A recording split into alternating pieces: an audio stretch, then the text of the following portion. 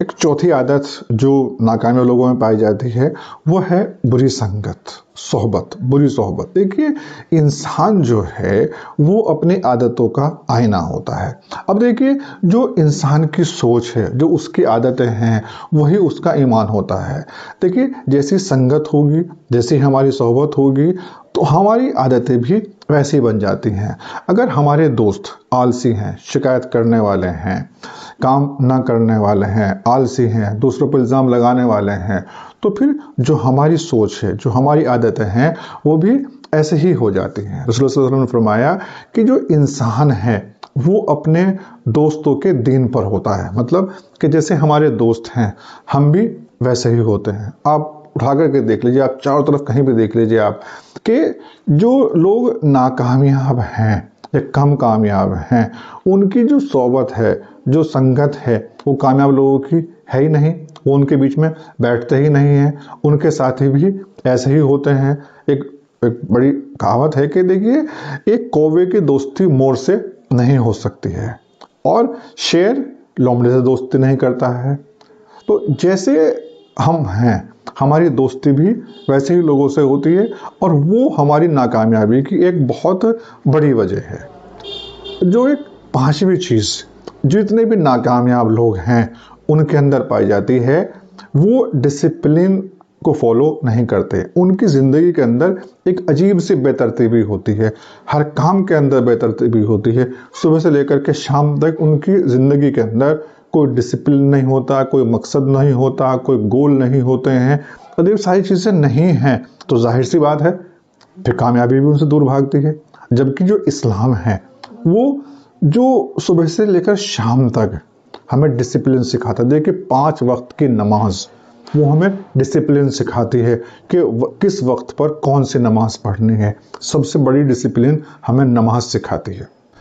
और जितने भी नाकामयाब लोग आपको दिखाई देते हैं उनमें एक डर होता है। वो डर की वजह से क्या है, वो डिसीजन नहीं ले पाते हैं, कोई काम नहीं कर पाते हैं। देखिए, जितने भी नाकामयाब लोग हैं, देखिए उनके ड्रीम्स भी बड़े होते हैं, उनकी सोच भी बहुत बड़ी होती है, लेकिन वो डर की वजह से अपने उस सोच को अमल में नहीं ला पाते हैं। वो डरते हैं कि लोग क्या कहेंगे। अगर हम इस काम के अंदर नाकामयाब हो गए तो लोग क्या कहेंगे, लोग हम पर हंसेंगे।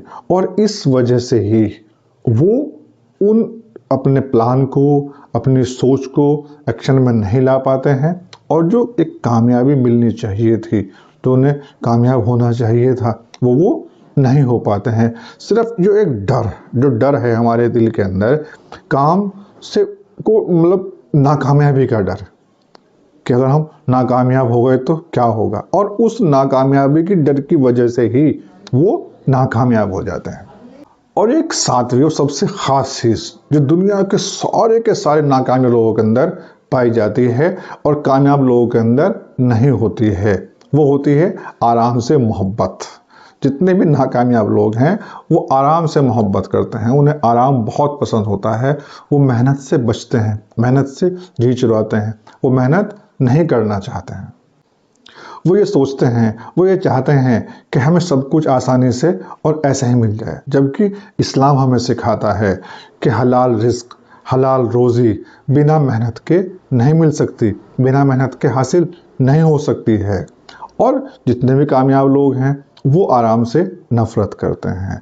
एक डिसिप्लिन है, आराम भी ज़रूरी है, लेकिन एक कितना आराम करना है, वो उसको उतना ही आराम करते हैं, क्योंकि बिना मेहनत के कामयाबी हासिल नहीं हो सकती है। अब देखिए, ये जो नाकामयाबी ज़िंदगी के अंदर हमें मिलती है, जो हम नाकामयाब होते हैं, वो कोई एकदम मिलने वाली चीज़ नहीं है कि हम एकदम नाकामयाब हो जाते हैं। बल्कि ये हमारी रोज़ की जो छोटी आदतें हैं, छोटे छोटे जो हमारे अमल हैं, वो जुड़ करके ही हमें नाकामयाब बनाते हैं, हमारी ज़िंदगी के अंदर बड़ी नाकामयाबी लेकर के आते हैं। और जब इंसान अपनी आदतों को बदल लेता है, जब इंसान अपने हैबिट्स को, अपने अमाल को बदल लेता है, तो अल्लाह ताला उसकी ज़िंदगी को बदल देते हैं।